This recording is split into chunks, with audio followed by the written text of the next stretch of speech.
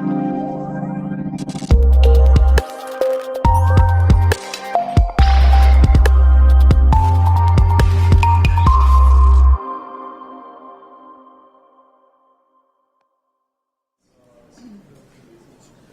me introduce you to our workshop From Zero to Hero by Hetti and MacLemon. Okay.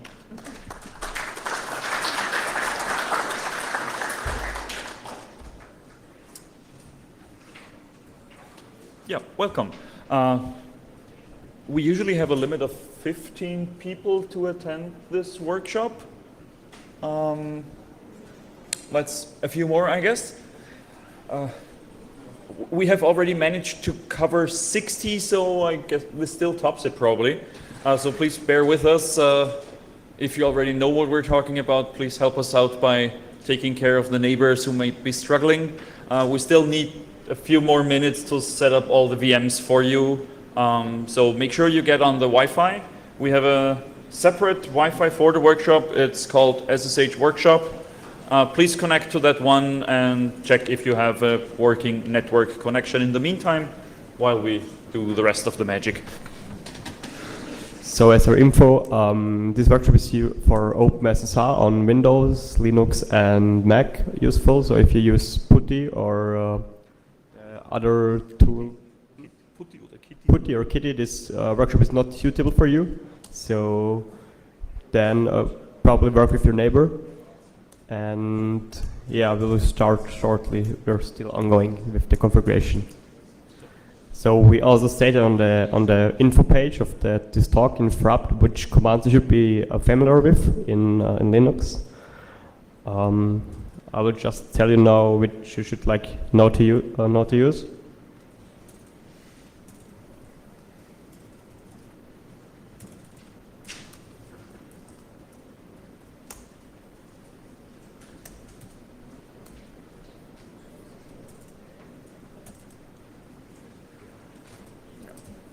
So most of you, I guess, are familiar with the basics of using a command line like a terminal.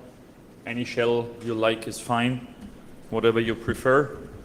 I hope you are familiar with highly complex terminal commands like ls and cd and make directory. And hopefully you can use a text editor to edit a file, create a file, save a file. Whatever you like is okay, be it VI, Emacs, Nano, Pico, it's all there. Feel free to use whatever you're comfortable with. Yes. Okay, now we got a link on the laptop as well, which is perfect. We'll start in a minute. So first, for the info for the environment, we set up 2 machines. So you'll connect to the base machine, which is a virtual machine. And from there, we will then connect to our second virtual machine, which is the server. So we'll do all the client stuff on the base machine. And we will do there the config file and how to connect and generate the keys. So you will do everything on this base machine, and you can't break anything on your own computer. You just can break your own account on the base machine. So you can do it easily on the base machine, all the stuff which we're doing in the workshop. We have made accounts for you, for everyone of you, but we have to everyone have to pick a number because we have accounts with numbers. So we will just start to read the numbers. So you will start with 1 and then you go up there and just count, and then that will be your account number. So let's start here.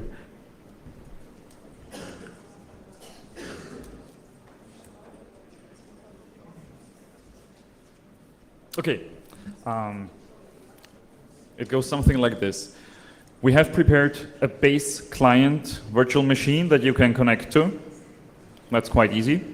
And we'll all work from there to a virtual server that we've also prepared for you. The idea behind this is that you don't have to mess with your own config that you might already have. So there's nothing you can kill, trash, or destroy on your own laptop. Feel free to destroy the virtual machine. We have snapshots. But try to keep it respectable so that everyone can reach the goal of the workshop. And yeah, we start by connecting from your terminal to our client base, which is quite simple.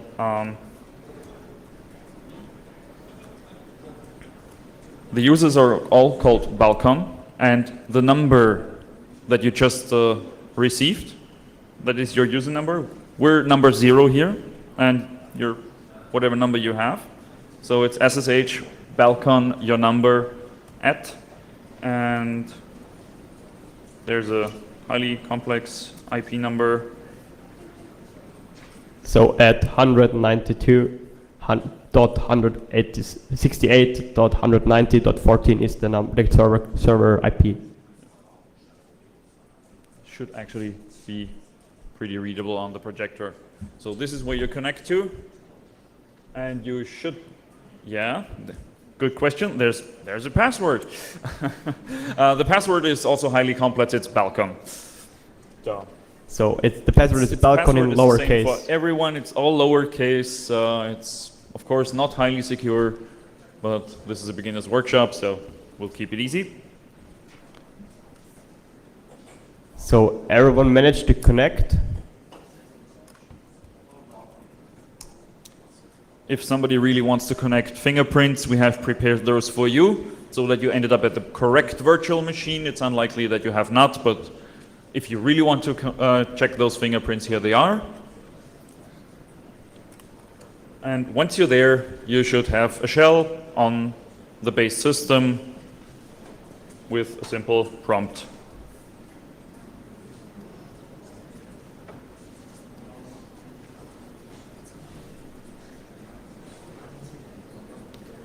So is someone here now who is not connected to the server? We already have 32 connections. That's looking good. Expect a few more. If you have problems connecting or at some point you cannot follow, please raise your hand. It's nothing embarrassing. We all make our typos. We've seen everything in that case. We've made all the mistakes you probably will make all ourselves. We all started at some point. So if you get some message like permission denied, pub key, so maybe you have a typo in your username. Yeah. So it's Balcon with 2C and not with 2L. As for info.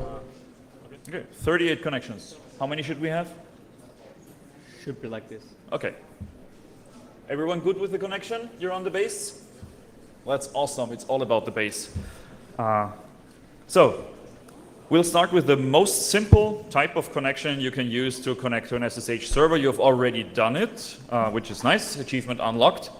You've reached level 1, which is, of course, you SSH with username at hostname. This can be a hostname, an IP address, a legacy IP address, which is commonly referred to as IPv4, and IP, of course, meaning IPv6. It doesn't matter for this one. So that is easy. To connect to our virtual server, we've provided one. You can, it carries the name SSH-host01. I'll show you.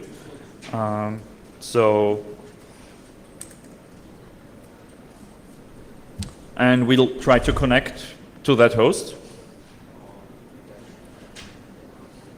And this is the funny lag when I type on my screen. It maybe takes a moment to appear on the projector.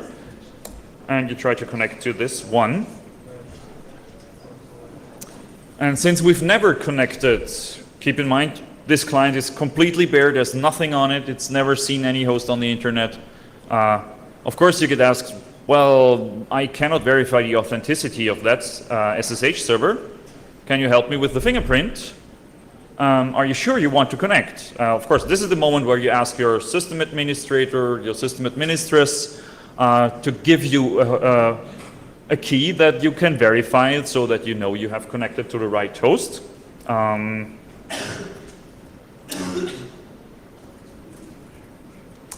I can switch connections here, actually, and give you the server fingerprints. You should have received one of those. Of course, we always verify the fingerprint when connecting it for the first time. I guess nobody ever has connected to an SSH server and just saying, yeah, we'll be okay anyway. There's Yes, on the server we all use the same secure password of Balcon as well, just to keep it easy for the moment. Anyone got a different fingerprint from the ones we're showing here? Hopefully not. Everyone's good. Okay. So we verified the host fingerprint. That was okay. We type in yes and woohoo. We're asked for a password. Host is nice to introduce himself and say, well, I'm the Balcon host for the workshop. It's nice. We type in the password and I make a typo, of course. Because I'm using a different password. And after using the correct password, you actually get to connect. And yeah, using yellow on a white screen is not a good idea. That was my mistake. But we're on the server. That is nice. Everyone managed to do that? I think so. So is someone here who not connected to the server? 29 already did? Question? Yeah? That's the count of the people which are connected to the server. That's, yeah. But okay. 32 people managed to get to this stage. The password for you is Balcon. Yeah, the same. That one. It's really easy. Okay. Now we're trying to make connecting more comfortable with less typing. Less typing means less typos and mistyping. It also means we're all lazy people. System administrators usually are. So we try to keep typing to a minimum. And also to make it more comfortable for us. So we'll start by creating a config file on the client, which means we exit from the server by just typing exit. And if Hetti and me are typing at the same time, that's not a good idea. And you should be again on Balcon at base, like it's shown on the projector now. This is where we start from. So everyone managed to come back to the client? Looks good. Okay. We'll have a look at the home directory we have here. There's already a directory called .ssh. If you do an ls-lowercase a or la, you will find that one. Why is that? We did not put that here. It wasn't there before. So since we're nosy, we'll cd into that directory, cd.ssh, and we'll see what is in there. There's a file called known hosts, and it has been created by our SSH client. And in there we find the fingerprints of all the hosts we have ever connected to that SSH now uses to verify the connections. It's a ton of base 64 encoded gibberish, but to SSH this actually makes sense and it's a good thing. And it helps us to verify the connections. So we don't have to do it, SSH will now do it for us. So if we try this again with ssh-host01, just the same thing we just did, but for the second time. And SSH now knows about this host. We've already connected to it and confirmed the fingerprint. So SSH verified the fingerprint by comparing the one from the server to the one in the known hosts file and says, well, they match up. Everything is fine.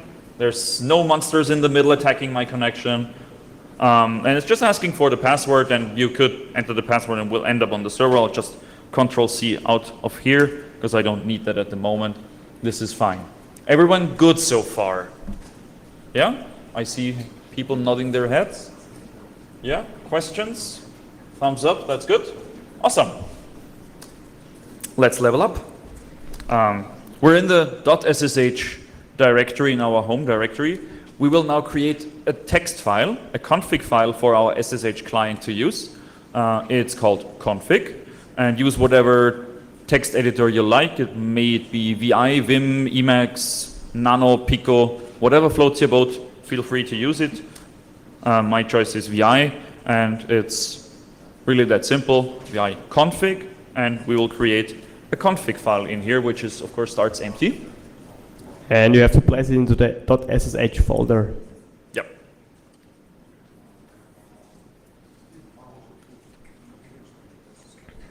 And we'll start populating that config file with a few configuration options. So everyone managed to open the config file in his favorite editor? All right, then we can go further. Okay, we'll start the first line with a keyword called host. This introduces a so-called host block, which carries all the configuration information for one connection.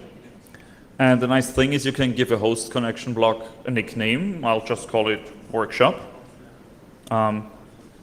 The name must be unique across your whole config file, and it must, for some reason, make sense to you. You can put anything you like in there. You can name it Hetti if you like, if that makes sense to you. I'll just call it workshop. It's that simple. You can indent the next line. The indentation is not necessary or mandatory like it is, for example, in Python, but it helps to keep things structured, so I'll do it. Question? What are valid names? Valid names. Pretty much anything that is ASCII, so you can, yeah, you can put dashes and underscores, and I have not tried emoji, but maybe we should give it a try. So you can tell your friends you connected to an SSH host called pile of poo. Okay, the next line, it's called hostname.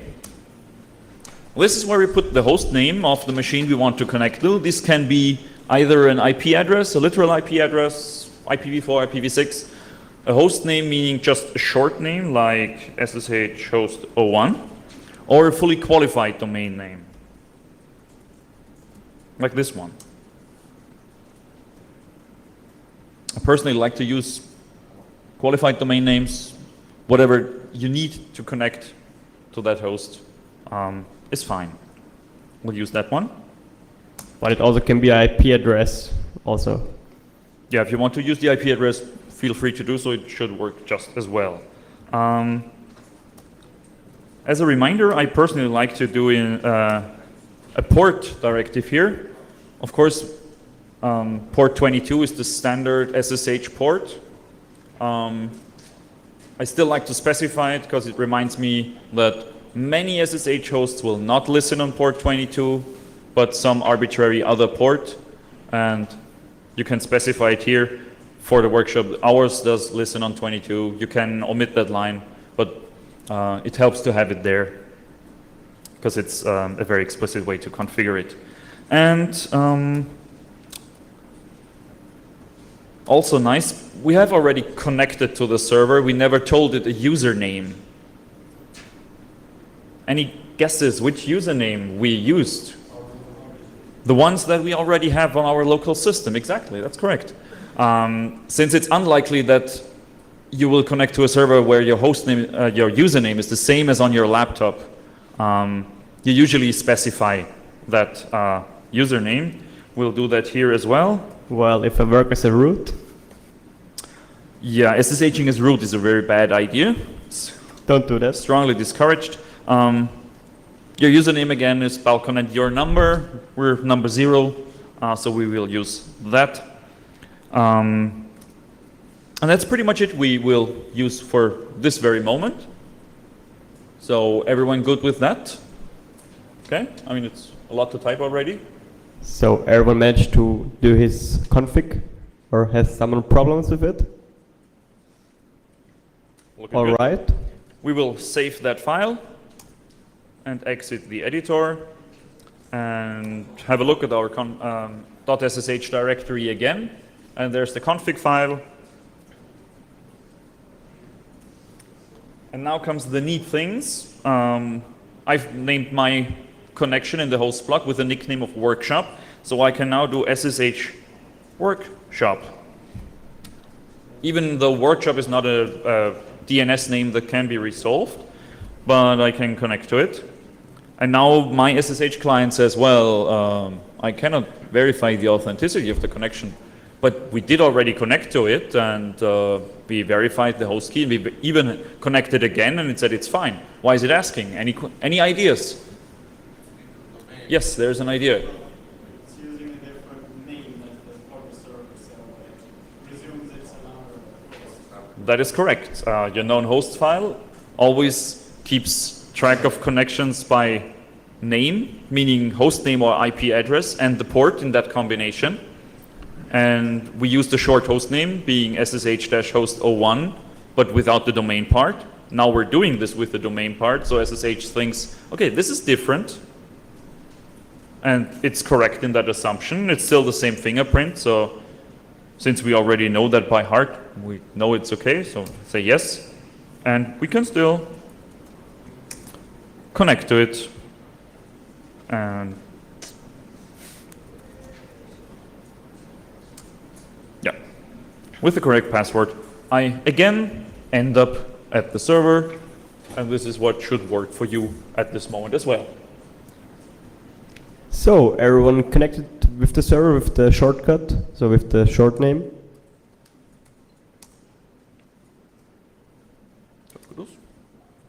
23. We're still missing a few people here. 25. Yeah. Looking good. Again, if you need help, just raise your hand. Hetti will rush over to you and help you find the typos. I think we're good with everyone by now. Dann bin ich das mal. So another nice thing we gain from having a config file is not only less need to type, but also tab autocompletion. You might know this from your shell. You start typing a command, you hit the tab key, and it will start automatically completing the typing for you, which means we can even be more lazy. So I can type SSH and WO for workshop, but not actually typing workshop, but hitting the tab key. And since modern Linux and OS X and FreeBSD and all the good Unices come with tab completion in the shell configured, we get to use it with SSH connections as well. Isn't that nice? And of course, the rest works as we already did. No need to do that a third time. Already know how to do this.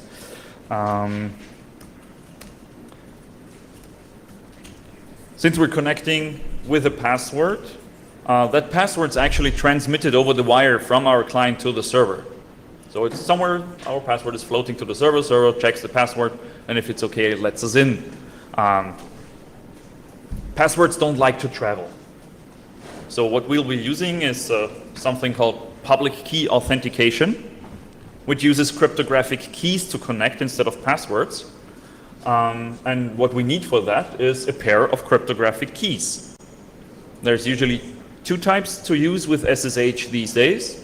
One is called, with a very nice name of ED25519, which is the name of an elliptic curve that is used here. And the other you're probably more familiar with, it's called RSA, after the creators of this algorithm. So we will now create a key pair to use to authenticate. Yeah. So recommend to, if you make new keys, that you do the elliptic curve keys, so with ED 25519. 25519. If anyone needs to have a help with remembering why it's ED 25519, that's just 255 to the 19th minus 1 is the exponent for it. It doesn't matter, just use it. There's a nice command to generate keys. It's called SSH-key, again, for key generator. And it's wonderful because it generates keys for us. We need to tell it what type of key we want to generate by passing it dash lowercase t for type, and then the ED25519 of the key type. So far that's easy. Then of course we want to save the key file in some kind of file name, and it's commonly used to use -f for file, and we'll pass it a file name of tilde, which is our home directory, .ssh, which is the natural habitat of key files for SSH, and call it, what do we call it? ED25519 underscore workshop. Workshop. Okay. So this will save the key file there.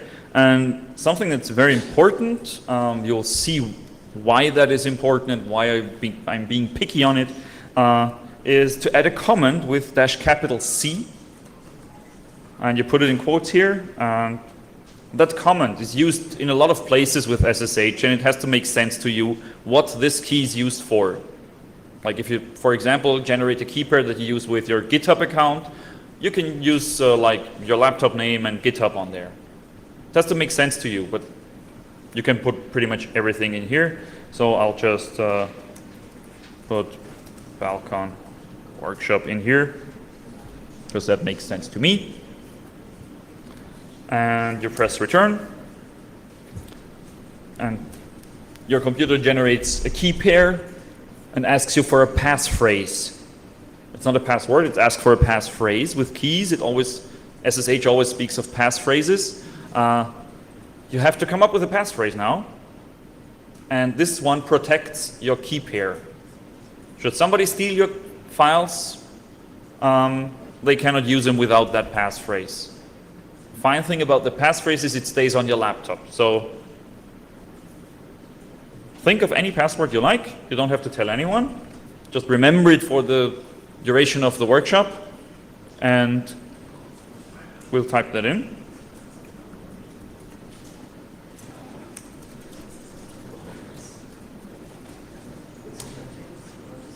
And of course, since we always make the same typo twice, we get asked again to confirm the password.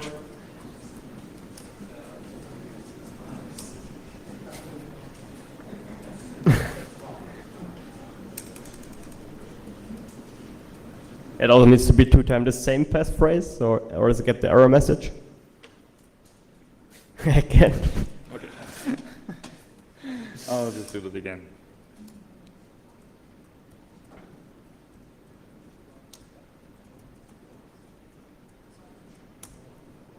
Yay. Managed to type the same password twice correctly, which is fine. Achievement unlocked. And what we get is a SHA-256 fingerprint of the public key from the key pair we just created, the random art image, which is a bubbly representation of the same fingerprint, but more graphical, so human brains tend to find differences in key fingerprints easier because the artwork changes. And also on that line that starts with SHA-256 and the fingerprint, there's also the comment we added when generating the key. So it's already used to present it to us. So everyone managed to create a key pair with a passphrase. Did someone have problems with creating a key pair with a passphrase?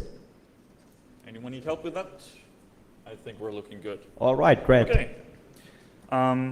If we look into the .ssh directory now, we now have a public key and a private key. We can just look at those by looking at the public key. It's just a plain text file, and it starts with SSH-, which means it's an SSH key.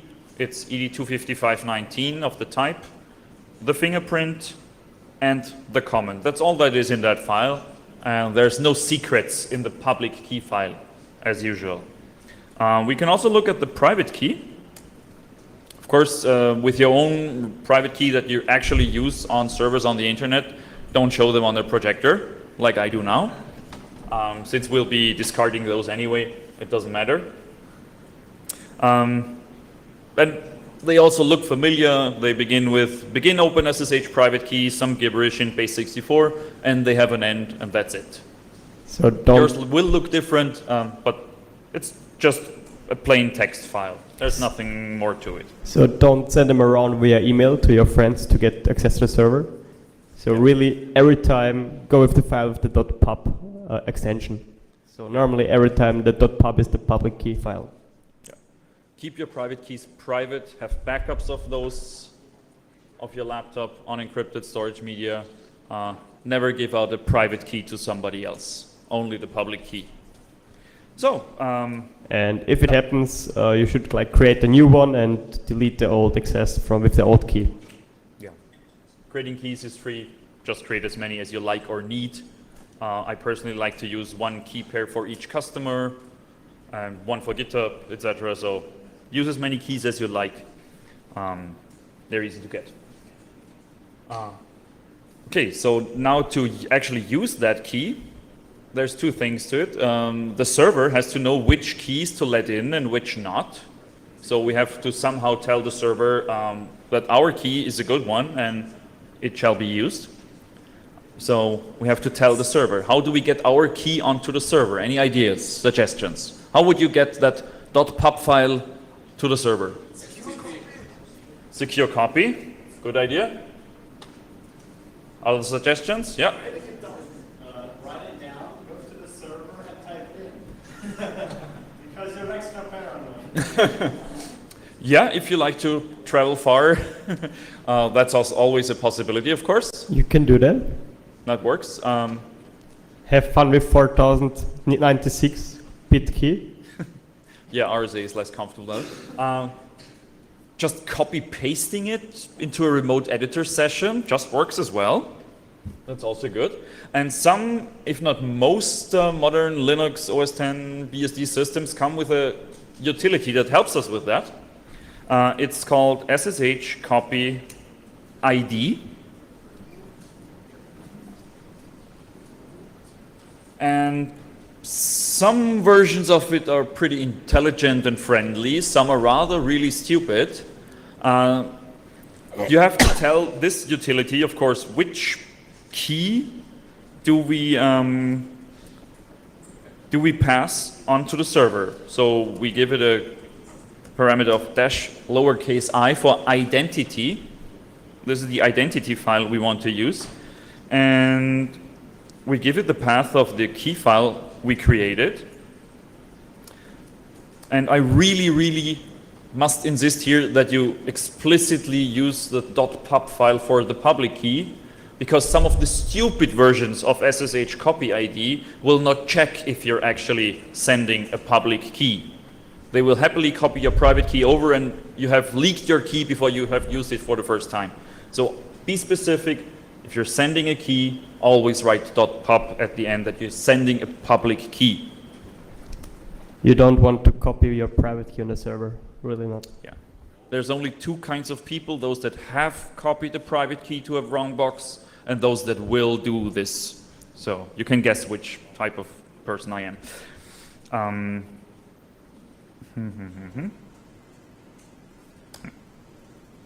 And of course, SSH copy ID needs to know where to put the key. So I can use the nickname I've already created in my config file. And this is the nice thing with SSH config. Most of the utilities that work with SSH respect the config file, and I can just use tab completion, WO tab, and it will autocomplete workshop from my config file. So, and I cannot make a mistake now, because it's all in the config. We have tried and used that.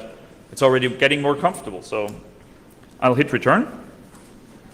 And it tells me, okay, information, the source of key to be installed is this file. It will try to log in with that. And it asks me for a password. Why is it asking for a password? Which password is that I'm asked for? The user password. The user password of where? Of the server, exactly. That's correct. We haven't yet told the server to use the key. We're in the process of telling it. So we type our server password, which is for you, Balcom.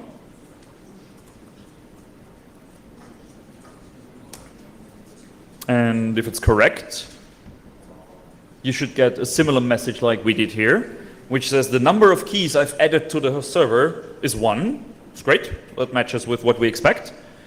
And it suggests to try logging in by using SSH Workshop. That sounds good to me. That makes sense, because that's a connection we've used. And it also says to check to make sure that only the keys we wanted were added. Okay, so it suggests to connect with SSH Workshop. Anyone got a different error message, or? Everyone managed to import the key on the server? Does someone have problems with that? Anyone want help with that? All good? All right, great. Let's go on. Okay. So we will try to connect as SSH copy ID suggested. SSH Workshop, we're already used to that. And it still asks for a password. And it's still the server password that we're getting asked for. Why is that? Because SSH doesn't know which identifier it should use. Exactly.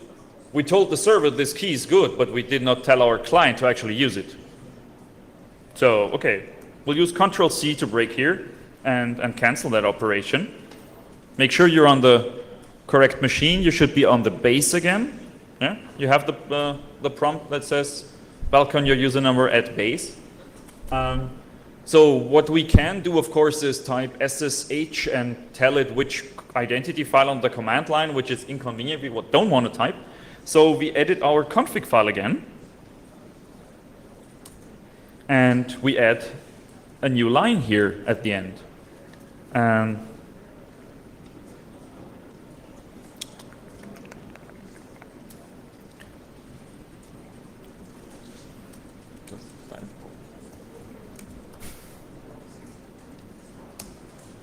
The parameter is called identity file. You remember we used -i, identity. That's usually the term SSH uses for keys. And now we give it the path where that identity is located in our file system, which is still the same file name we already used, so it's that one. In the config file, we actually want to use the private key. SSH is intelligent enough to figure that out for us, we can be sure. But we also know we want the private key to use here, so we type in this one. So, like you said, we use for the identity file, we use the private key file, so without the pub extension, because we want to connect with the private, we want to check with the private key. If you've added this one line, we save that file and exit our editor. And now the server knows about the key. We told the client to use that key. So when we now try to SSH Workshop, something has changed. It's different. So everyone managed to connect now and get this prompt. Now you get asked for enter passphrase for key and the name of the key file.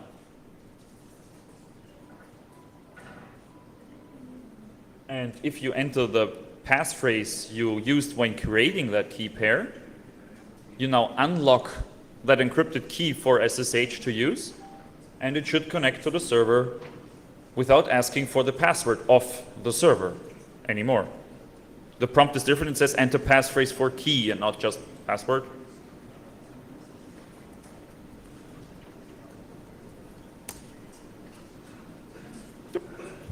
And if you enter the correct passphrase for the key, it will connect without using a password and actually without sending a password over the wire. It now has used asymmetric cryptography to authenticate the server to the client to the server, and make that match. So everyone managed to connect to the server with the key. Seems good. Well, perfect. Let's go on. 23. We're missing a few people. If you want help, just raise your hand. We'll come to you. Everyone connected to the server with the key? Should be pretty much everyone now. Okay. We still have to enter a passphrase, which is still inconvenient. It's still typing. We want to get rid of that. And there's something we can use to actually get rid of that. There's a friendly thing called the SSH agent, and the agent does work for us, which is nice. We can ask it to take care of our keys and pass it on to SSH so that we don't have to do this every time. On most operating systems, this is already completely set up for you. So if you install a current Ubuntu, Debian, Fedora, whatever, Linux or BSD, your window manager usually already does this for you. There's nothing for you to do. This functionality is already there. Same for macOS. I think even Windows with the Ubuntu subsystem does it. On our very special client machine, on our base machine, this has not been done, like on most servers. So we have to do this manually, but that's quite easy. This is just done once on our machine. Your laptop usually has this. So we exit from the server, we're back on the base machine, on the client, and we start a process called SSH-agent, and just hit return. And it puts something on the output in the terminal, which tells us where that thing is listening for connections. And what we do now is we copy those 3 lines and paste them back into our terminal. This is a special case for our workshop. We just take that line, copy, paste, return, and we do that with all 3 lines. So I said we execute all these 3 lines and then the SSH agent is configured. 3rd line is pretty optional. So this sets up the shell environment to tell SSH where to find an agent. Again, on your desktop Linux or BSD or macOS, you don't need to do this. If you're running servers where people connect from, you will have to do this and put it in your shell. So everyone managed to connect to activate the agent. All right. Yeah, there's a lot of agents listening on that system. That's good. Okay.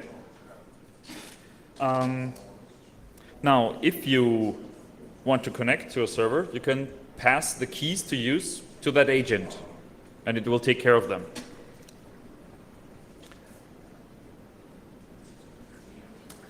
So we can. Fuck, davon noch nicht. Add keys to agent. Ask. Ah, okay. Also. To add a key to the agent, we use a command called SSH add, and then we tell it which key to add, which is still the same key we want to use.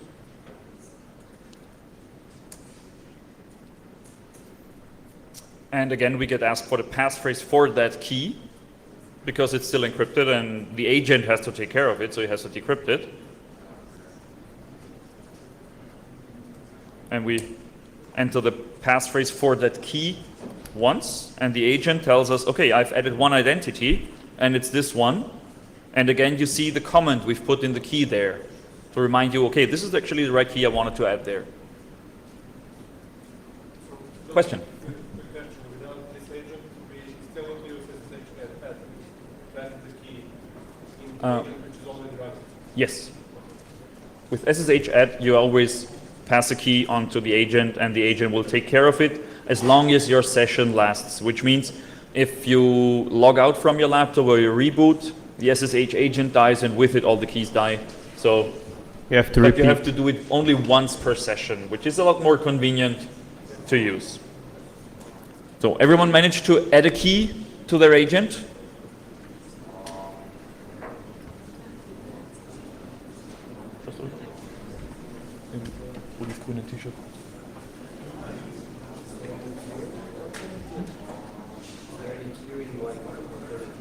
Okay, good question. Is there any keyring integration or alternative? As far as I know, OS X does integrate with it, and Ubuntu has a keyring function that can also integrate with the SSH agent. You will most likely already have that set up for you. And if not, it should be pretty easy to find for your specific distribution that you're using. Usually this is the case on most systems now. So, and this time, if you try to connect to the server again, SSH should try to ask the agent about the key that we've configured. And we've already gave it the passphrase, so I would expect that it just connects through to the server without anything else. Let's give it a try. Yes, that worked. We're on the server. No need to type a password, no need to transfer a password, no need to type a passphrase again. It just asked the agent. The agent said, well, yes, I have this key, use it, and go for it.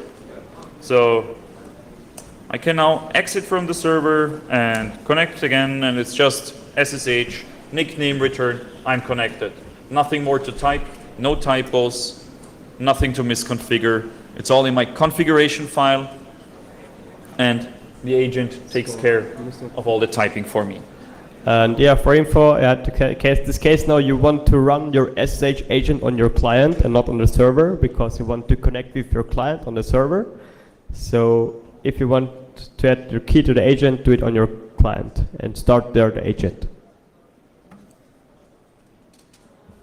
Everyone managed to get this far? Seems good. No? So everyone had a running SSH agent and could connect to the server? Looking good. Wonderful. So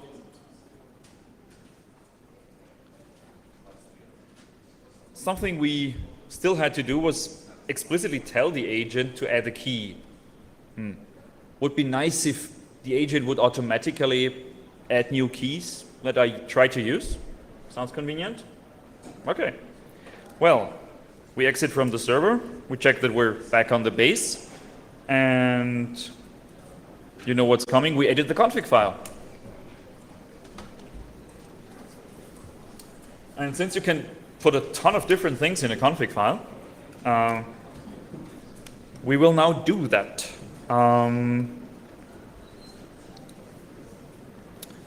And since we probably in the future we'll have multiple host blocks for different servers and connections that we use, like one for GitHub, one for a friend's box, one for the backup machine.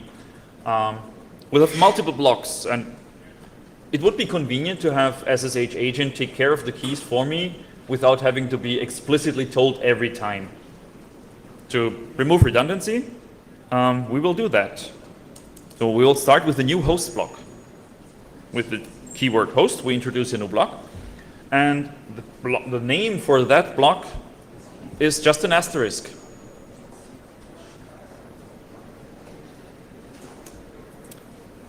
And when we connect with SSH, it evaluates all the things in the config file, and all the host blocks that match that connection will be used. So it will match with the SSH workshop, it will match the host block with workshop. And since the asterisk matches all connections, that will be used as well. So what we do here is we indent the line.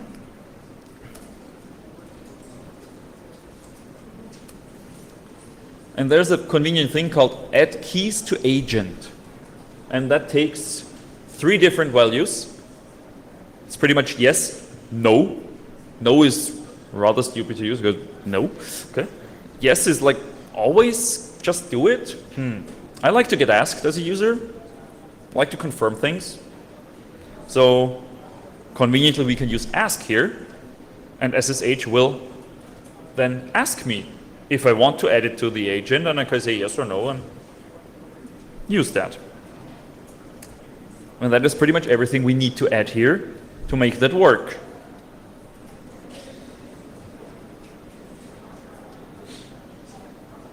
So your config file should now look like this. And again, if everyone's good with typing, we save that file. We still have SSH agent know about our key. So if we just SSH workshop, it will just use that key and there's no difference to before. We can also tell SSH agent to get rid of a key. Okay, we used SSH add to add a key to the agent. Stupidly enough, SSH add can remove identities from an agent as well. It's not called SSH remove, so still SSH add. And you can pass it a capital D, like delete, or similar. And this will remove all the known identities from the agent. You can be specific and just remove one. It doesn't matter if you only have one at the moment. We can just remove them. And the agent confirms, okay, all identities have been removed. I know nothing about this. Since we've changed the config and told it to ask us to add keys automatically to the agent, we can just now say SSH workshop. You've done that a billion times now. And without adding the key to the agent manually, now we automatically get asked to do this. Still asked for the passphrase of the key, because we need to unlock the key.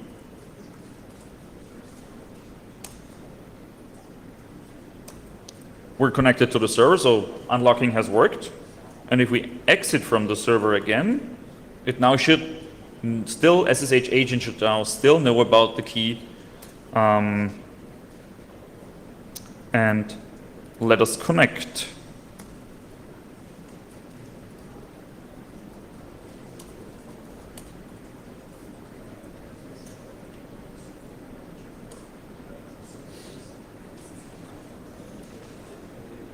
Would be nice to know which keys SSH agent knows about, would it?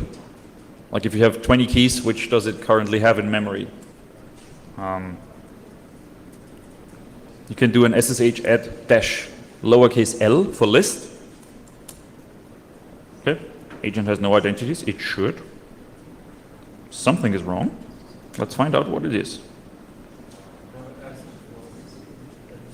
It actually never asked for it, that's sweet. Why did it not ask?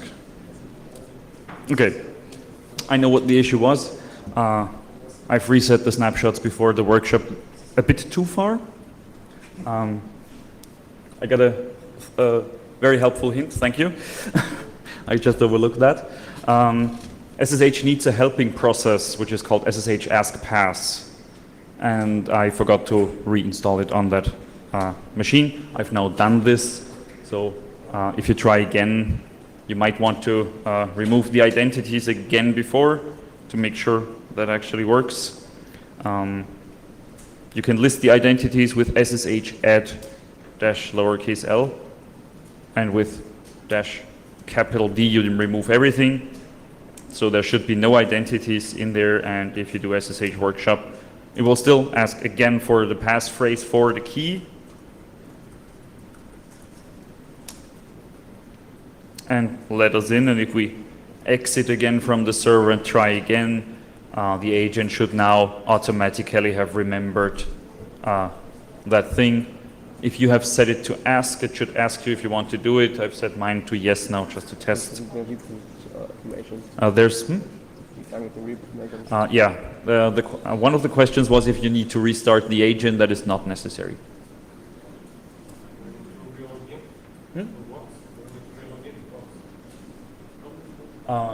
If you have this, let me show you, in the config, if you have this ask here, this will automatically make SSH use SSH ask pass to ask for the key to the agent. And if you connect for the first time in the session, you have to unlock the passphrase for the key. If you exit from the server and just try again, the agent already knows about it without explicitly being told, because you've set it to automatically manage it for you, and it should just work again without you having to manually add that key. To clear things up, why this is not working for most of you, this is most likely a bug in my configuration of the VM. If you do this on your normal laptop setup, this should work and will work, I'm pretty sure. As for now, we can set this parameter to yes, which will automatically and always add the keys to the agent without asking us. At least it worked for me, and I'm using the same setup as you, so it should work for you as well. I personally would not recommend this. You do this on your own setup to set it just to yes, but set it at least to ask. But since this is one of the last things we want to get done, we'll now, for the moment, set it to yes. I'm sorry for the bugs. I have not prepared this properly. That's my mistake. And there's only 2 or 3 little things we want to add to this config anymore. And then we're through, which means we also get to finish in time. And there's still time left for questions. So something that you can run into when using a lot of different keys, because you have a lot of different boxes and connections and you use a separate key for everything, is that you have a proper key setup. It's correctly configured, the server knows about it, you have used this connection and it has worked fine. And for some reason, at some point in time, you want to connect and the server says, well, nope, and starts refusing your connection. And you check and you double check and you know it's correct, you have done use of this. The way SSH works when connecting with keys is it offers one key after the other to the server that it knows about. So if you have a lot of keys, it starts adding, connecting to the server. Server says, well, give me a key. The client says, here's a key. Server says, that's not one I know about. Give me another one. And after the 3rd or 5th key, most servers say, well, you don't seem to have a working key, go away. So now you have a properly configured connection that does not work. And there's a way to tell SSH to only use the one key you have configured and none of the others, which is nice because it's a lot more privacy, because otherwise you're leaking public keys. I mean, that's a privacy thing, not a security thing, but still, I want my SSH connections to keep working even if as I go along and add keys and add connections. So on the base, on the client, when we add the config, we already have these 2 blocks, one for the workshop host, which is a specific block, and the generic with the host asterisk. There's one line we add.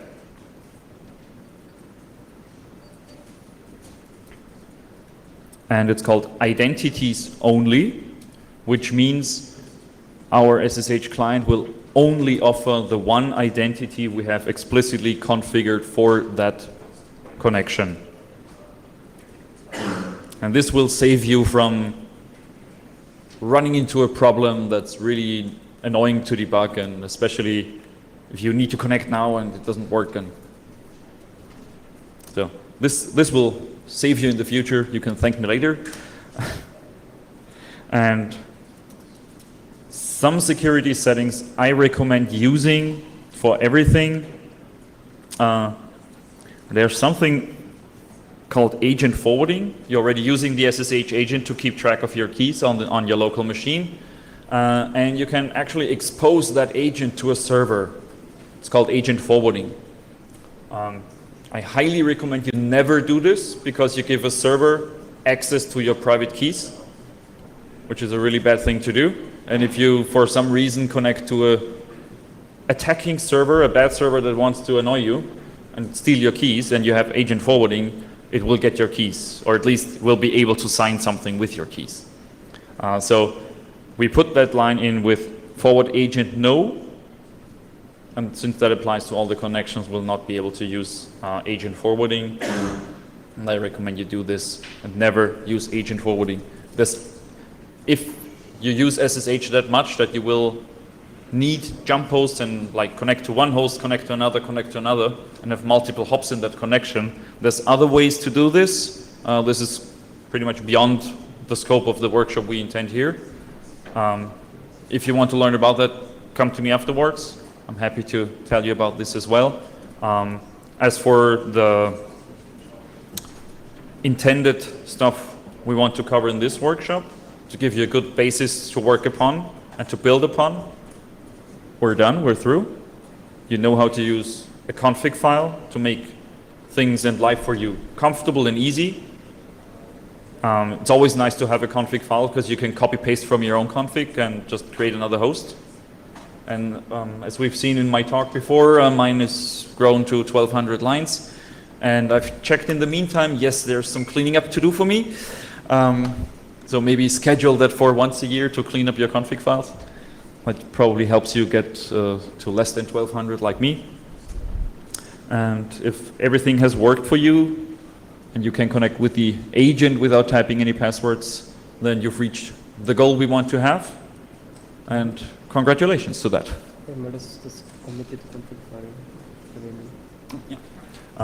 And we also have put a commented config file in the conference management system. So if you go to the page of this workshop, you can download that config file. If there's something missing from it, we might add and update it. So it should be fine. Actually, the config file is not downloadable because it's not on the server. So okay, it's not yet there. we will tell them that they fixed it, and then there will be the config file available, and you can download it. It's commented, and you can just reuse it for your own work. Ah, yeah, okay. Huh? Sure. Yeah, okay, it's a 404 not found. We uploaded the file already, but we need to poke the organizers to generate the site for it again, so that this file is actually included. If that for some reason does not happen in the near future, don't hesitate to poke me or Hetti via Twitter or whatever.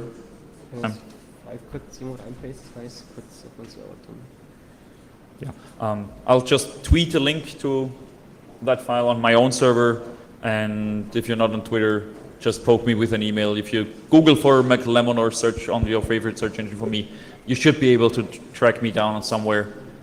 Just poke me and I'll send you that file.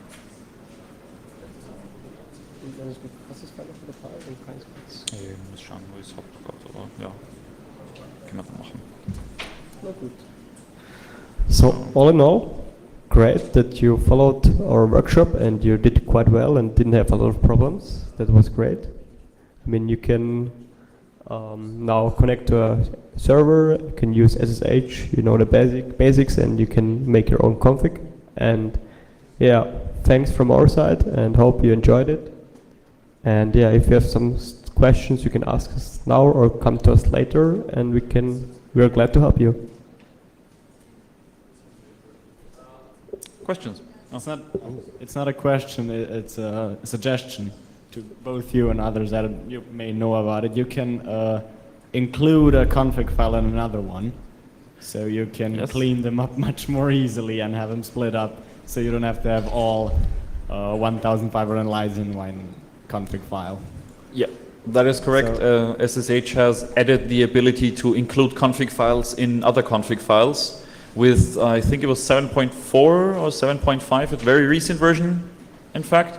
So you hopefully have a recent enough version to make use of that.